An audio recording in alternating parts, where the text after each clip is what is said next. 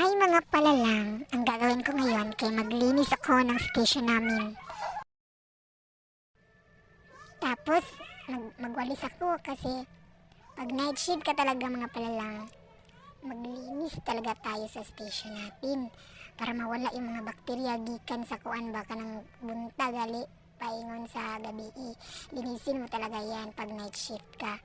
Pagkatapos kung nagkuan yan, nag vital signs sa mga pasyente, wala na tayong ginagawa, maglinis talaga tayo sa kuan sa station kasi yung mga pasyente nagtutulog na, hindi na pwede bukawon gali kay mga suko na sila basta istorbohon kay maghagok na yan sila. Kaya pag night shift ka talaga, yan ang ginagawa pag night shift guys. Linisin talaga yung mga suok-suok, yung mga kung naabay mga kuan dira, mga ansay pangalan nito mga abog-abog ba. Yan, nagpunas talaga ako guys. Dipaspasan ko talaga ang pagpunas para dali ko mahuman ba kasi natakot na talaga ako na kasi parang may nakatingin ng mga bata sa akin. Ako pa naman ang mag-isa niyan. Dipaspasan ko talaga ang paglinis ko yan mga palalang. Nagpanlingi ako niyan kasi parang may kuan ba kay parang may mga bata na naglabay-labay sa likod nako. Yan ako mga palalang, kaya dipaspasan ko talaga kasi ako mag-isa para hindi ako makarinig ng mga sit-sit guys.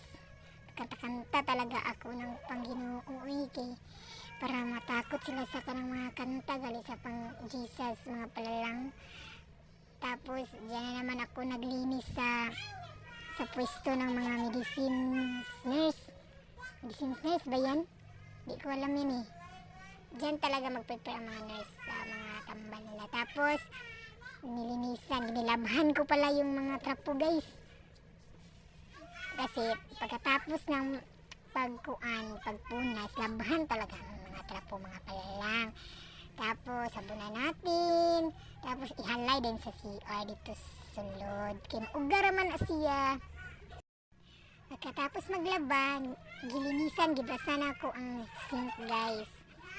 Para limpyo lang taon ba ang ating lababo. Kasi marami talaga yung mga kuan dyan, mga anik-anik. Kaya linisin talaga natin, kuan natin yan, brasan, para mawala talaga yung mga kuan, mga color sa kuan, tiles. O yan ako mga palalang. Natapos ko na ang pagbrush ng mga lababo. Yan ang result ng lababo, di ba shine?